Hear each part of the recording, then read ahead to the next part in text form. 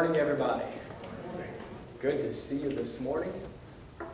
We're going to be studying again from Genesis 13 and 19 on the life of Lot, as we talk once again about making right decisions, choosing a path.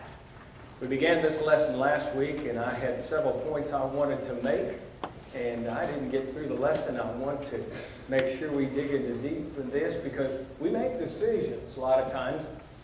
Some of them are very consequential, and sometimes we don't even think about where these decisions will take us. There's a path that we're on, and every decision that we make either takes us in a direction toward God, toward our ultimate goal of getting to heaven, or leads us in the opposite direction.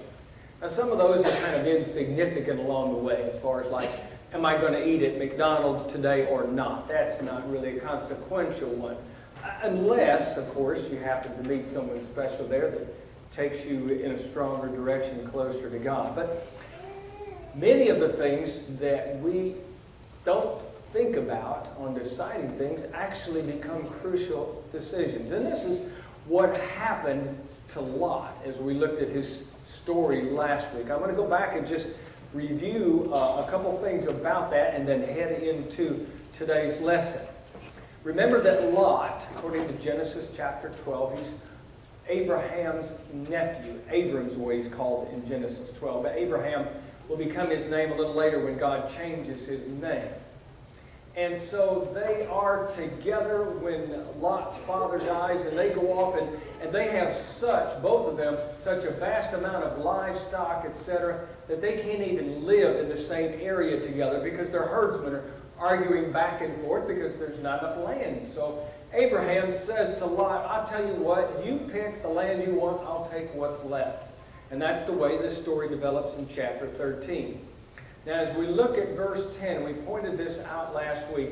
This is what Lot saw with his eyes, and this is basically his thinking. And Lot lifted his eyes, and he saw all the plain of Jordan, and that it was well watered everywhere. Now, remember, this is how Lot's seeing it. This is paradise. Well watered everywhere before the Lord destroyed Sodom and Gomorrah, like the garden of the Lord, like the land of Egypt, as you go towards Zoar. And so Lot's looking at this and he said, man, this is it. This is what a gift, you know. And so verse 11, so Lot chose for himself all the plain of Jordan, and Lot journeyed eastward, and they separated themselves from each other. And Abraham, of course, he dwelt in the land of Canaan, and then it says in the latter part of verse 12, and Lot dwelt in the cities of the plain and pitched his tent even as far as Sodom, or toward, or in the direction, depending on your translation. And so what we see in this decision is that Lot makes, eventually, as we look at his life and what goes on, he winds up in Sodom. He winds up in a lot of situations, and we pointed out last week, he made this decision, first of all, not based on anything spiritual, but totally on material things. He looked out and he saw the land, and he said, this is it. There's nothing wrong with choosing a good place to live. But there was no spiritual influence in his life whatsoever. So we stopped and we talked for just a moment last week about this. And we reminded ourselves the importance as we look at our lives that we have a spiritual influence guiding every decision that we make. Of where we graduate or where we go to school and the jobs we take and if we move and what we do and the friends we have, etc., on and on all the way through. There needs to be a spiritual influence, because we've got enough worldly influence in our lives all over, and we've got to protect ourselves. Second of all, we talked about the fact that in this section here in chapter 13, he pitched his tent towards Sodom. And yet you get down to chapter 14 and you find out that Sodom is now where Lot lives. So as his heart was pointed that direction, soon his body followed along with it. And so as we think about the decisions that we make, be careful where your heart guides you, because you're going to be going that direction eventually. You may say, well, I'm just going to go this far. But if your heart is pushing in a direction that's not the right way, you better watch it, because it's going to lead you in that direction. And then third of all, we talked last week about the fact that he didn't consult God in this whole decision process. He just made his decision. Now, we can't speak out to God and listen for voices to come back, but we can be influenced by God and His Word in the things that we choose. Sometimes I talk to people and they'll be discussing things, and I'll say, well, what does God's Word say about that? I don't know. Hadn't thought about that. Or people actually make decisions, they'll say, well, I took it that God was guiding me this way. And I think, really?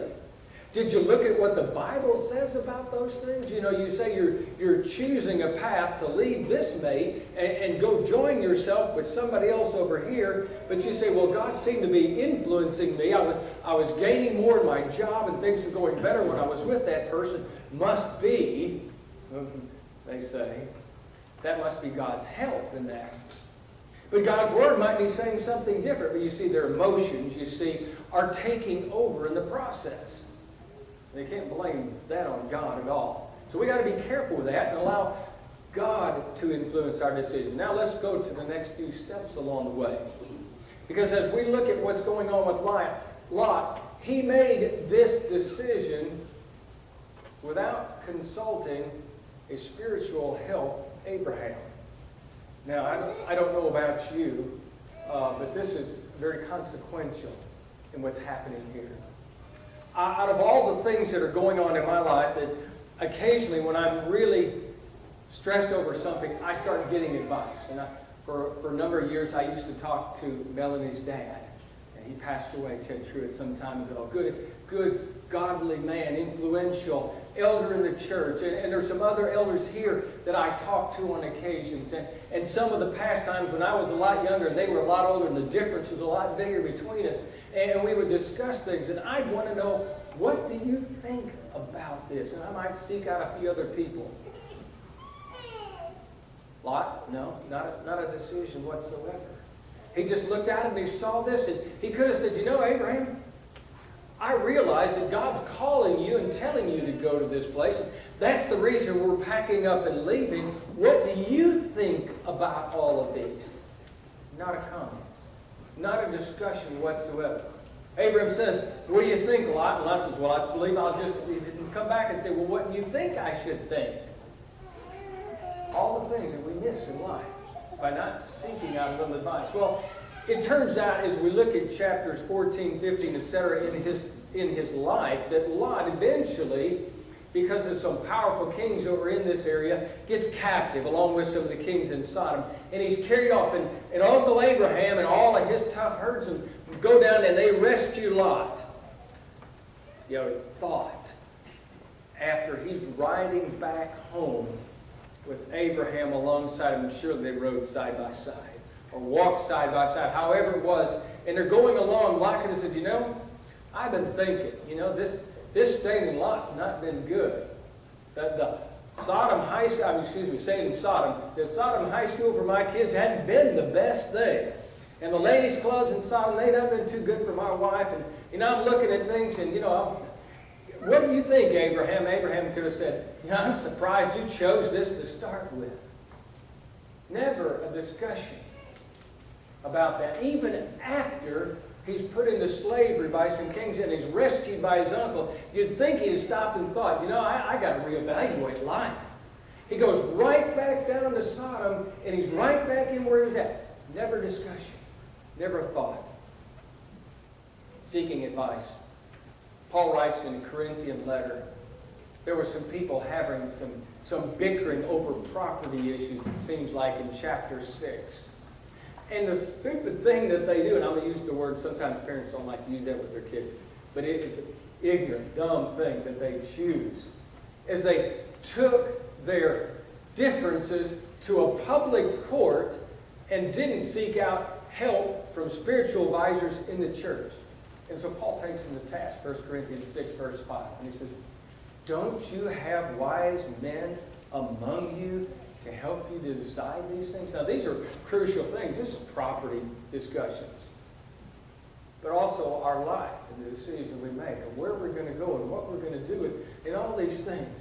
And all we're saying here is looking at this, and Romans 15 verse 4 reminds us that we need to take advantage of what went on, either good or bad, in the Old Testament, so we can learn from that.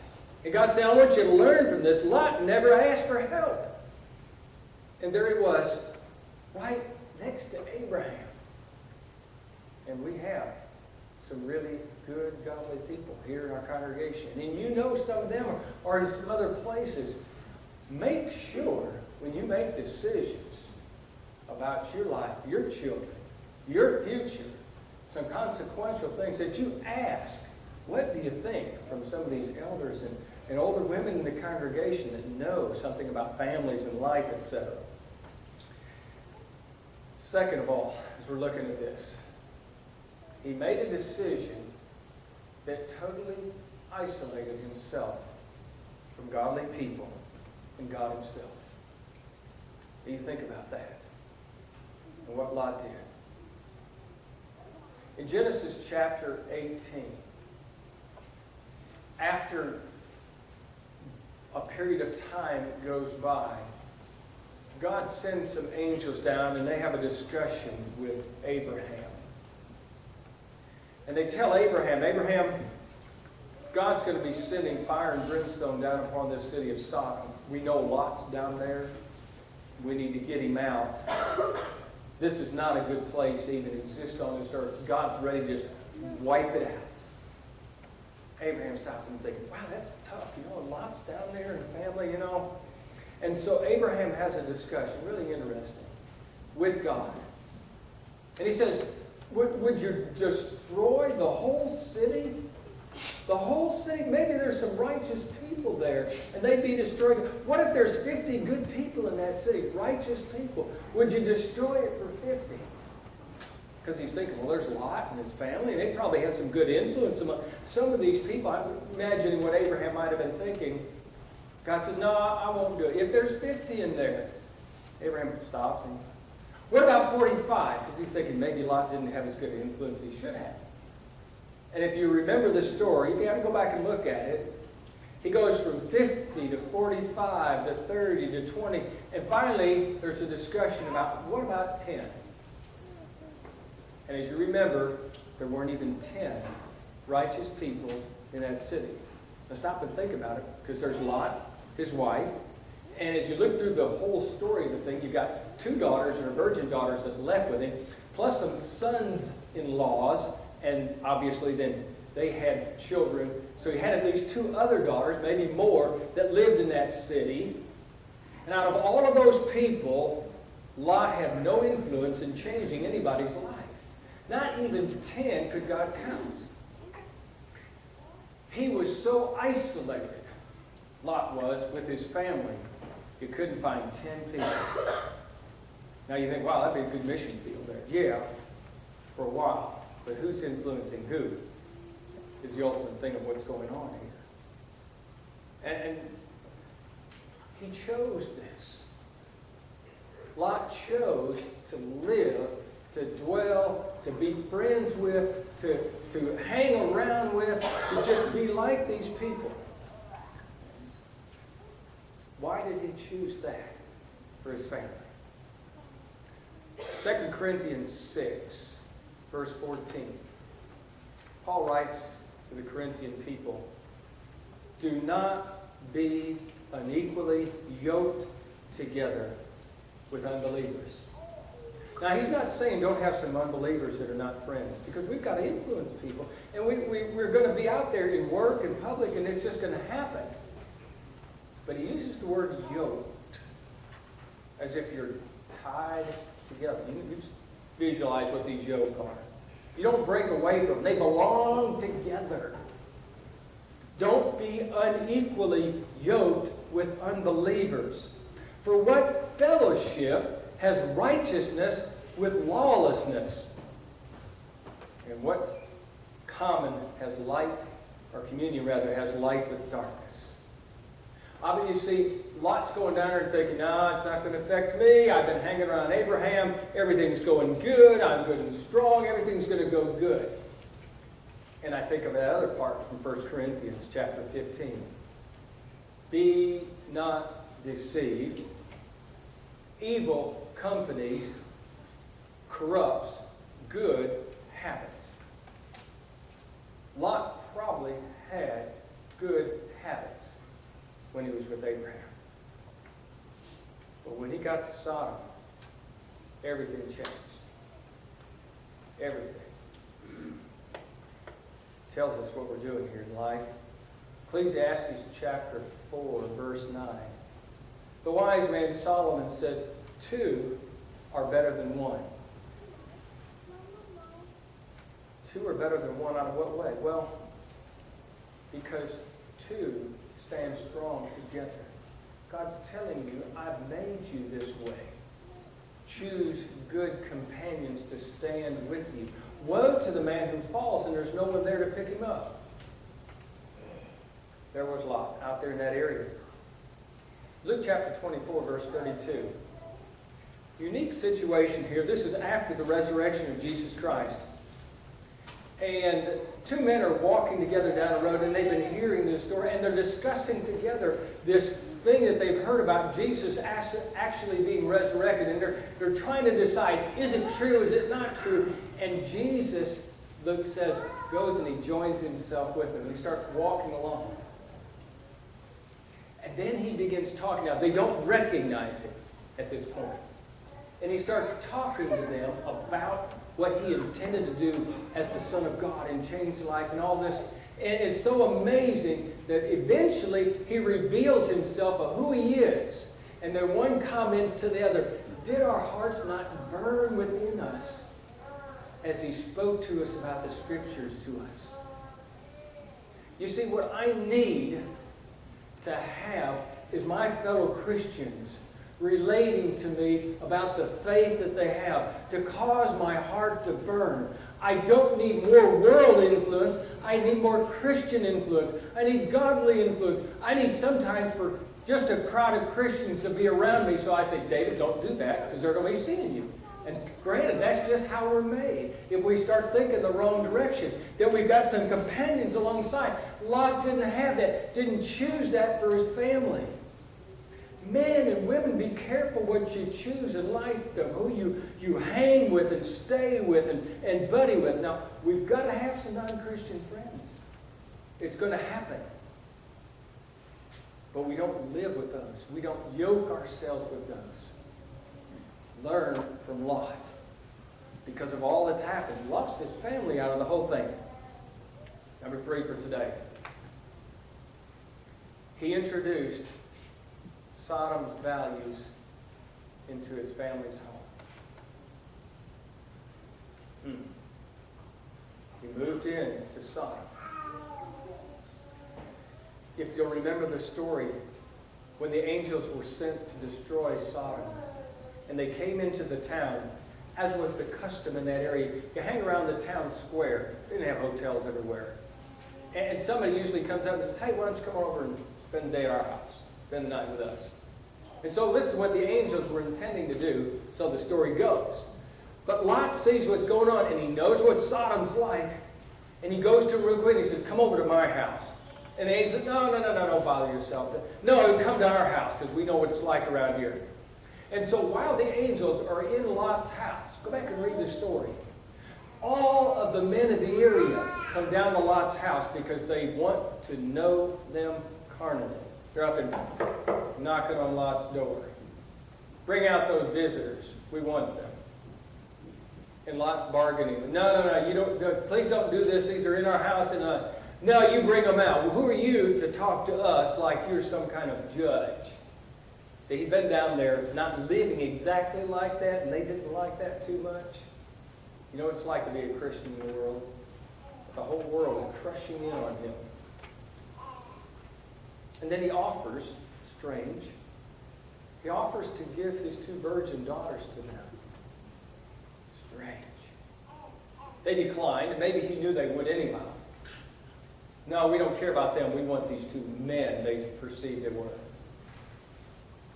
But he allowed all of those values to crowd in on his home. We flip on the TV. What kind of value system do we normally see? Do we let influence our kids, ourselves? We go to the movies and we see the entertainment and all these other places we go. What are we allowing to influence our lives and change us in a way? Go back to that 1 Corinthians passage. Be not deceived. Who's the deceiver in our life? Satan, of course. And he's trying to. And God says, don't let that deceive you. Don't let him deceive you, because it's going to happen. It will happen to you and your family. He introduced Sodom's values and where it led him. As you know, the whole area was destroyed out of that.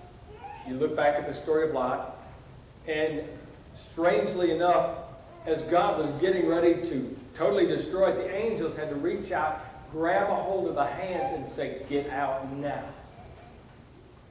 They were in a hurry to leave. They liked where they were at. I don't know if they drug them out, but they got them out. And you remember the story. Angels say, "Don't turn around and look back." And you remember the story also that Lot's wife looked back and she became a pillar of salt. Generations of time passed. In the book of Luke, Jesus makes a one-sentence comment that says a whole lot. As he's talking to the people of his time. And he says, "Remember Lot's wife." Not only to those people about what happened to Lot's wife, but how the whole thing changed. Because one man made decisions one after another. Didn't stop and think about spiritual influences. Didn't talk to God. Didn't talk to Uncle Abraham. Isolated himself from the godly people that could influence him. Fed his family all the poverty and all the filth of that area. No wonder he lost his wife. His daughters turned out the way they did. Lost his children and everything else himself. So Jesus stops and says, "Remember what's going on with Lot. What kind of decisions do we make? They are the stepping stones to take us one place or another." As Jesus is talking early in his life, he tells in the Sermon on the Mount about two roads. There are two roads in life. There's a broad road, a broad way, and then there's a narrow way. The narrow way, of course, doesn't have a lot of space on it. But it doesn't need to have, because Jesus says there's just very few people that go by the narrow way. Everybody likes the broad way because it's easy. It's the way everybody's going. And Jesus says the broad way leads to destruction. A lot of destruction. Because of choices. Because the world's going to choose that. Remember Lot's wife. When you're making decisions, remember the influence. Remember what God needs to have in influencing those things. Remember spiritual advisors along the way. Remember, don't set yourself in your friendships or where you go and what you do. Separate yourself from the good, godly Christian influence you need to have. All this fellowship and the influence that we have here is so vital for us to stand strong together. Choose that for your children. And when they grow up, they'll be coming to this church or somewhere else, and they'll be leading godly lives because of the choices that you made. So you look at your life this morning and you say, where am I at? Maybe you are. Maybe you are on a good road, and maybe you're not. If you're not headed toward heaven, then you've got to be headed toward hell. There's only two roads, two destinations. I choose heaven. I choose heaven daily. Every choice that I make either takes me this way or that way. Joshua 24, he's talking to God's people. He says, choose you this day who you'll serve. What choices are you making? If they're not good ones, and you want to turn around, the great, gracious God who sent His Son to die for you wants you home. Would you choose Him today? Choose to be a Christian today, be baptized into Christ if you've not chose that. Choose to come back today and stop walking down the path that takes you the other direction. Choose to stand strong. Choose to commit your life over again. Choose right. Choose God. Choose while we stand and sing. Is it